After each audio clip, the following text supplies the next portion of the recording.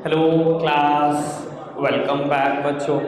लो प्यारे बच्चों, स्टार्ट कर रहे हैं नया लेक्चर। बिल्कुल चुप और सामने देखेंगे सर।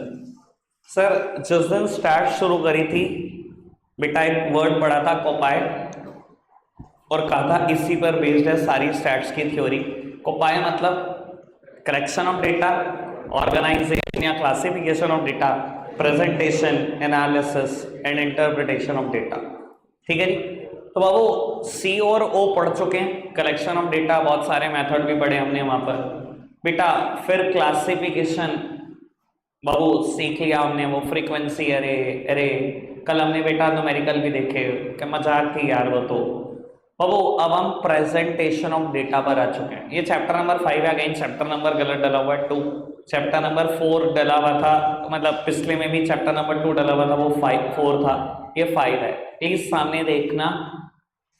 सर देखो, अगर आप चाहते हो कि अगले 10 मिनट में छुट्टी हो जाए, अगले 10 भी ज्यादा बोल रहा हूं, ठीक है जी, तो वो सामने देखना पड़ेगा, वरना कोई दिक्कत नहीं। जैसे आप थोड़े से स्लो हो गए, मैं थोड़ा ज्यादा हो जाता हूं क्योंकि मैं भी थका हुआ हूं। आप तो बैठ के सुन ही रहे हो, मैं खड़े होके बोल रहा हूं बहुत देर से, तो जैसी आपकी इच्छा वैसे कर लेंगे। बाबू प्रेजेंटेशन ऑफ डेटा चैप्टर है, चैप्टर नंबर 5। बेटा डेटा को प्रेजेंट करने के बहुत सारे मेथड्स हैं, सामने देखो जी। बाबू 3 तरीके के मेथड हमने लिखे, टैबुलर प्रेजेंटेशन, डायग्रामेटिक और ग्राफिकल। बेटा ये चैप्टर नंबर 5 है, ये चैप्टर नंबर 6 है, ये चैप्टर नंबर 7 है। मैं दोबारा इंट्रोडक्शन नहीं दूंगा, ठीक है जी, तीनों इकट्ठे ही खत्म करने हैं। बाबू 9, 10 और 11 ये चैप्टर प्रैक्टिकल थे। पहले मीन था, फिर मीडियन एंड मोड था, और फिर कोरिलेशन था, वो हमने कर लिए हैं। चैप्टर 5 कल तक खत्म, 6 शुरू करूंगा 2 दिन में ये खत्म, 7 शुरू करूंगा 2 दिन में ये खत्म। एक 8th बचेगा, 8th करेंगे बाद में। पहले हम जाएंगे बेटा प्रोडक्शन चैप्टर करेंगे माइक्रो इकोनॉमिक्स में, ठीक है जी। अगले वीक बता देता हूं बेटा, चैप्टर नंबर 7 तक मैं बिल्कुल करा चुका हूँ। मेरे पास एक चैप्टर बचेगा इधर का कराने लायक, बाकी प्रोडक्शन हाफ ईयरली का सिलेबस खत्म हो जाएगा। फिर मैं रिवीजन शुरू करूंगा, पहले मीन से ही शुरू करूंगा, और फिर बेटा इलास्टिसिटी और डिमांड तक रिवाइज करूंगा। बाकी कुछ भी चीज रिवाइज नहीं हो पाएगी, ठीक है जी, क्योंकि मैंने हाल ही में कराई है वो सारी चीजें बेटा। मीडियन, मोड, कोरिलेशन सब अभी कराया मैंने, स्टैट्स की थ्योरी सब अभी कराया, ये रिवाइज नहीं होगा। तो बाबू अब मैं बात कर रहा हूं टैबुलर प्रेजेंटेशन, ये मेरा चैप्टर नंबर 5 है, प्रेजेंटेशन ऑफ डेटा, और उसमें भी टैबुलर प्रेजेंटेशन की बेटा। लेकिन पहली टर्म आती है टेक्सचुअल प्रेजेंटेशन, टेक्स्ट में प्रेजेंट करना बेटा। When a data is presented in the form of text, it is known as textual presentation. जब बेटा आप डेटा को प्रेजेंट करते हो टेक्स्ट में, तो उसे बोलते हैं टेक्सचुअल प्रेजेंटेशन। बट बेटा टेक्सचुअल प्रेजेंटेशन में बहुत बड़ी कमी है, और वो कमी है बेटा, इतना कॉम्प्रिहेंसिव डेटा कौन पढ़ता है। ये देखो मैंने एग्जांपल भी दिया, मैंने टेक्सचुअली प्रेजेंट किया है बेटा एक डेटा को। पढ़ना जरा एक बार, सारा पढ़ना, पूरा टेक्स्ट पढ़ो, ये पूरा फटाफट से।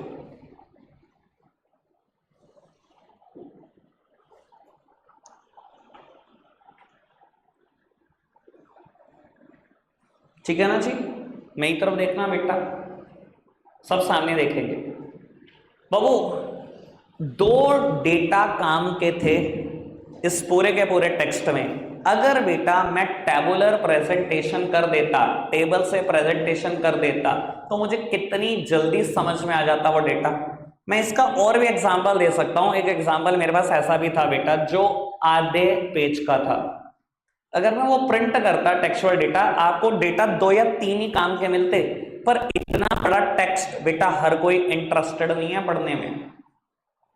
समझ में आ रही बात। तो अब वो टेक्सचुअल प्रेजेंटेशन कहीं काम की नहीं है, बस एक पैराग्राफ था, इसी वजह से बेटा मैंने इसकी कभी कोई बात करनी ही नहीं, ठीक है जी। चैप्टर 5 टैबुलर प्रेजेंटेशन पर है, टेक्सचुअल प्रेजेंटेशन पर नहीं है।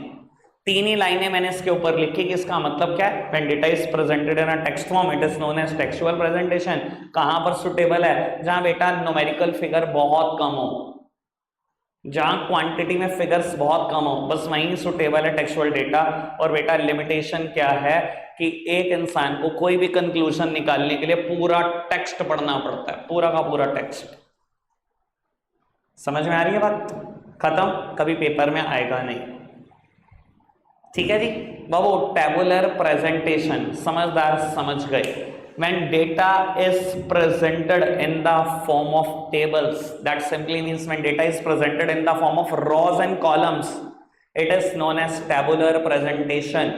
और बेटा टेबुलर प्रेजेंटेशन की सबसे खास बात है कॉम्प्रिहेंसिव डेटा कवर कर पाता है, 100% डेटा कवर कर पाता है विद मिनिमम स्पेस, सबसे कम स्पेस लेगा और 100 के 100% डेटा कवर कर देगा, बहुत कम स्पेस के अंदर अंदर बेटा कोई भी कंक्लूजन ड्रॉ कर सकते हो उससे। जैसे कि मैंने समझाने के लिए एक एग्जांपल लिया, बाबू 18 से 24 साल के लोग, 25 से 30 साल के लोग और 30 से बड़े लोग।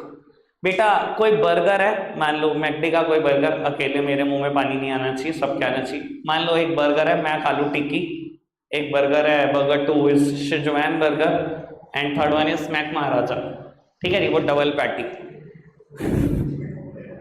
तो हमारी ऐसे की तैसे बाबू, ये टाइम भी ऐसा ही होता है थोड़ा सा, ठीक है ना, कि जो मैं बोलूंगा सब एज्यूम हो रहा है दिमाग में, सबका टेस्ट भी आ रहा है। बेटा 18 से 24 साल के लोग पहले बर्गर को, मैं आलू टिक्की, वो हमें लगता है यार छोटा बर्गर, हम उसको रेट करते हैं 20% रेटिंग देते हैं 100 में से। बाबू शेजवान बर्गर थोड़ा सा स्पाइसी, हमारी एज भी ऐसी, बाबू तो वो 50% रेट करते हैं। और मैक महाराजा डबल पैटी को खाने में थोड़ा सा इनकन्वीनियंस होती है, उसे हम 30% रेट करते हैं।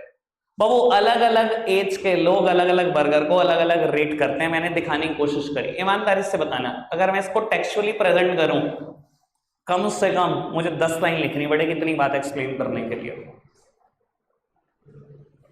तो बाबू टेबुलर प्रेजेंटेशन का फायदा यही है कि आप बहुत बड़े डेटा को बहुत ही कंडेंस्ड कर सकते हो, समरी वर्जन में लिख सकते हो बहुत बड़े डेटा को। दिखाई दे रहा है डेटा प्रेजेंटेशन कैसे होनी चाहिए? तो एक बहुत बड़ा डेटा एक बड़े कंडेंस्ड फॉर्म में आ जाता है जब उसको आप टेबुलर फॉर्म में प्रेजेंट करते हो। कोई दिक्कत कोई परेशानी तो नहीं? ये बातें बेटा मैंने आखिरी के 2 पॉइंट में भी बताने की कोशिश करी। पढ़ना एक बार फटाफट से दोनों पॉइंट, फटाफट से।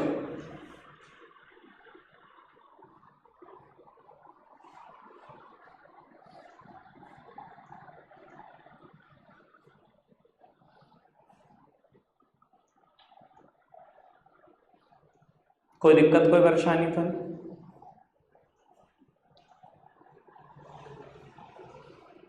चलो बाबू आगे बढ़ाते हैं। एक टॉपिक स्टार्ट होता है पार्ट्स और कंपोनेंट ऑफ अ टेबल। अगर आप कोई टेबल बना रहे हो तो उसके क्या क्या कंपोनेंट होने चाहिए? बेटा कहता है कंपोनेंट्स और पार्ट ऑफ अ टेबल। बेटा 9 चीजें किसी भी टेबल में दिखनी चाहिए। अब वो इसको कराने के लिए मैं 4 मिनट लूंगा और इसके बाद बेटा चैप्टर खत्म की तरफ बढ़ रहा है, मतलब आज का लेक्चर तो खत्म ही हो जाएगा। क्यों बोल रहा हूं मैं बात? क्योंकि बेटा ये 9 बातें जब मैंने लिखी तो उसको बताने के लिए मैंने 2 एग्जांपल लिखे। उसके बाद बेटा फिर एक टॉपिक आता है पार्ट्स ऑफ अ टेबल। ठीक है जी, ये कुछ और नहीं बेटा, वही 9 बातें हैं, सेम 9 बातें हैं, कुछ और नहीं है बेटा। ठीक है ना? या कभी पेपर में आता है एसेंशियल्स ऑफ अ टेबल, या आता है pre requisite of a table, सब एक ही बातें हैं। एसेंशियल्स ऑफ अ टेबल मतलब अगेन एक टेबल में क्या क्या चीजें एसेंशियली होनी चाहिए। Pre requisite of a table again बेटा रिक्वायरमेंट क्या टेबल के होने की, सब एक जैसी बातें हैं बेटा। ठीक है जी, तो बाबू एक टॉपिक ही कराना है मुझे, बस 9 बातों को एक्सप्लेन करना है और वाइंड अप हो जाएगा लेक्चर। बाबू करते हैं खैर चर्चा। बेटा सबसे पहले एक टेबल में क्या होना चाहिए? Table number. सर आपकी बुक्स भी ऐसा ही करती हैं, जब भी कोई चैप्टर शुरू करते हैं, अगर चैप्टर 1 शुरू किया है तो अगर उसमें कोई टेबल है आप देखोगे बेटा लिखा होगा टेबल नंबर 1.1।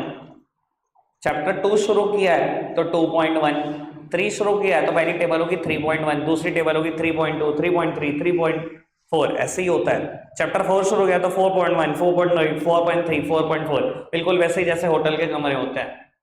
ग्राउंड फ्लोर पे हैं, ठीक है ना, तो नंबर 1 2 3 4। जब आप first floor 101, 102, 103, 104, 105, second floor 201, 202, third floor तो 301, 302। होटल्स भी ऐसे ही करते हैं लगभग।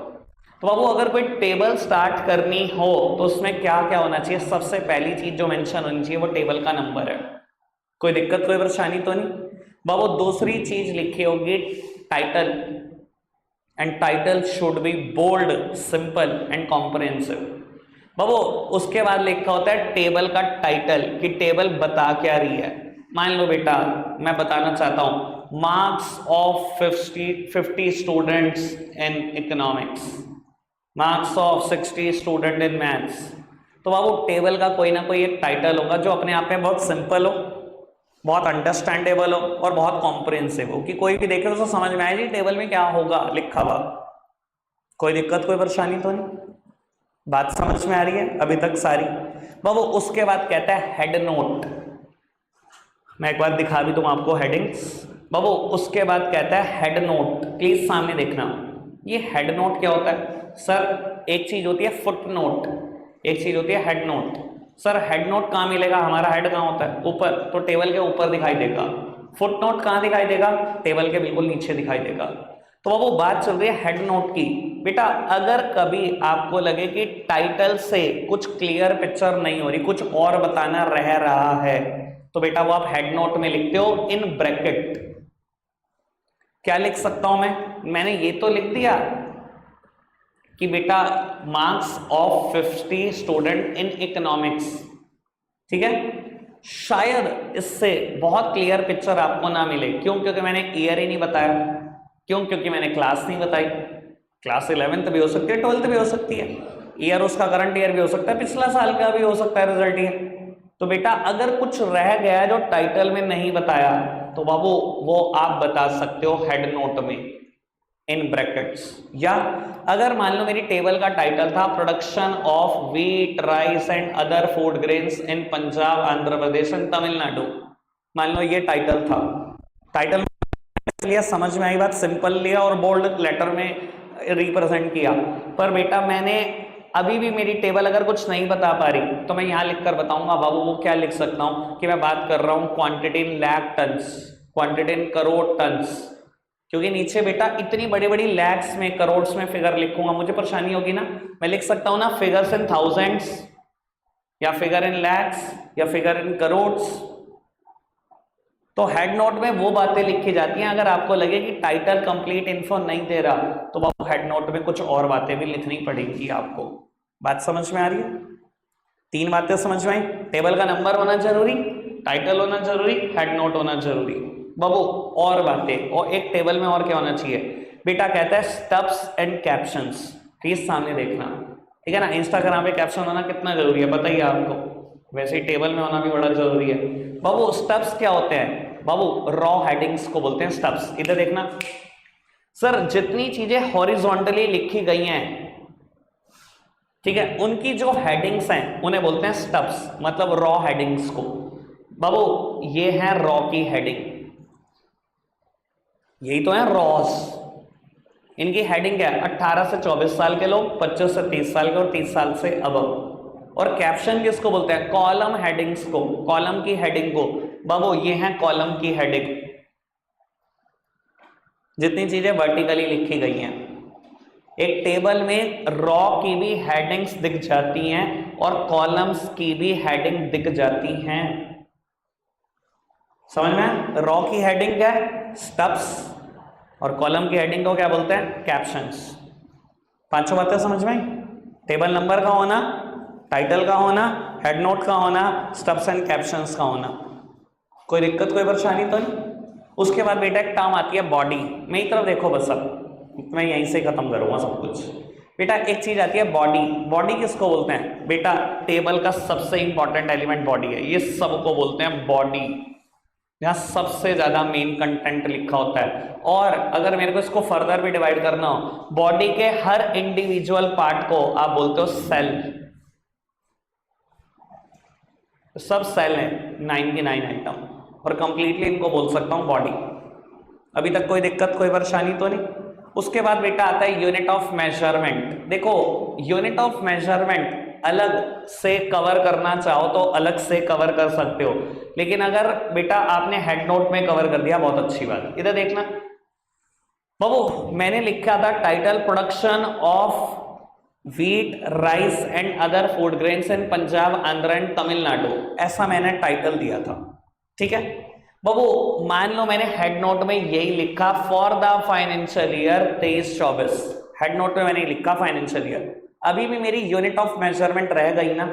अगर यूनिट ऑफ मेजरमेंट रह गई कि वो ना तो टाइटल में कवर हुई ना ही कवर हो पाई हेड नोट में, क्योंकि हेड नोट में भी ईयर बताना जरूरी लग रहा था मुझे, तो फिर मैं यूनिट ऑफ मेजरमेंट अलग से बता सकता हूं कि मैं इन थाउजेंड्स बता रहा हूं या इन लाख बता रहा हूं या इन करोड़ बता रहा हूं। समझ में आ रही है बात? 7 बातें हो गई।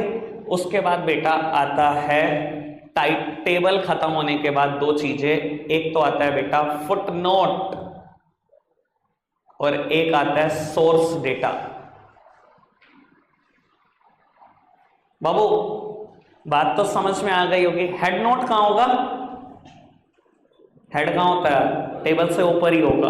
और बाबू फुट नोट कहां होगा? टेबल के नीचे ही होगा। सर मैंने 2 बातों का जिक्र करना है आपसे, footnote and source data. बाबू मान लो ये डेटा मैंने भी कॉपी किया है कहीं से, production of food grains in Punjab Andhra and Tamil Nadu. भैया मैं तो इतनी रिसर्च नहीं करके आया ना कि राइस का प्रोडक्शन, व्हीट का प्रोडक्शन पंजाब आंध्र और तमिलनाडु में क्या हुआ है। मान लो मैंने गवर्नमेंट से ही कोई डेटा चुराया है, तो आपको हमेशा क्लियर करनी है कि आपने डेटा किस सोर्स से लिया है। अगर डेटा सेकेंडरी सोर्सेज से लिया है, ऑब्वियसली मेरा तो नहीं है डेटा, मैंने तो कहीं से कॉपी किया है, तो आप बता देना कि आपने डेटा किस सोर्स से लिया है। यहां पर लिखा जाता है टेबल खत्म होने के बाद सोर्स। ठीक है जी, मैं समझाने के लिए एक एग्जांपल देता हूं आपको। ये मैंने टेबल प्रिंट करी पूरी, ये देखो सोर्स। बाबू इन्होंने डेटा लिया सेम जो मैंने बोला, production of food grains in India in 2021-22, और बेटा यहां हेड नोट में लिखा total in lakh tons and percentage. Source देखना इनकी, सोर्स क्या है? इकोनॉमिक सर्वे से लिया 2022-23 के। ठीक है ना जी। कई बार बेटा जब आप प्रोजेक्ट फाइल बनाते हो तो बेटा टीचर्स भी आपको कहती हैं सोर्सेस बता देना आपने कहां कहां से प्रोजेक्ट फाइल बनाई। तो आप लिखते हो बेटा गूगल, मुझे लगता है ये तो सारे ही लिखते हैं, सबसे पहली चीज ही गूगल लिखते हैं आज की तारीख में बच्चे तो। उसके बाद एक आध बुक्स का नाम लिख देते हैं और ब्ला ब्ला ब्ला ब्ला, कंपनी की वेबसाइट का नाम लिख देते हैं जिसकी कंपनी के ऊपर प्रोजेक्ट बना है, ऐसा लिखते हैं ना बाबू। और फुटनोट क्या होता है बेटा? अगर कोई और अदर क्लैरिफिकेशन देनी रह गई है तो बेटा वो भी आप फुटनोट से देते हो। जैसे कि इसने बताया कि राइस का प्रोडक्शन इंडिया में कितना हो रहा है, व्हीट का कितना हो रहा है, और लिखा अदर, तो बाबू इसने फुटनोट में बताया in others all remaining food grains are included. Other में बाकी बची हुई सारी फूड ग्रेन्स आ जाएंगी। यानी कि बेटा टेबल से रिलेटेड कोई और भी क्लैरिफिकेशन देनी रह जाए तो बेटा वो फुटनोट में आती है। यानी कि बेटा क्लैरिफिकेशन का ज्यादा इस्तेमाल हेड नोट या फुटनोट में ही होता है। एक टेबल में टोटल 9 बातें होनी चाहिए। इधर देखना बाबू, वैसे मेरे को तो लगता है मैंने अच्छे से क्लियर कर दिया और समझ भी आ गया होगा। टेबल का नंबर होना, टेबल का टाइटल होना, हेड नोट का होना, स्टब्स कैप्शंस का होना, बॉडी सबसे important part of the table. Body नहीं है तो उसके अलावा है क्या टेबल में? कुछ भी नहीं। बॉडी का होना, और बॉडी में फर्दर सेल की भी बात करी। देन यूनिट ऑफ मेजरमेंट, ये यूनिट ऑफ मेजरमेंट है। खैर इसने हेड नोट में दिया बाबू, अगर हेड नोट कवर्ड होता तो आप अलग तरीके से भी दे सकते थे। ये देखो table number, title, head note, unit of measurement अलग भी लिख सकते हो। अगर हेड नोट में कवर ना आ रही हो, हेड नोट में कोई और क्लैरिफिकेशन देनी हो तो अलग भी लिख सकते हो यूनिट ऑफ मेजरमेंट। देन बेटा source data and foot note. Total 9 बातें होनी हर टेबल में जरूरी हैं। खत्म हो गया, रखते हैं आज के लिए इतना ही है प्यारे बच्चों, बाय।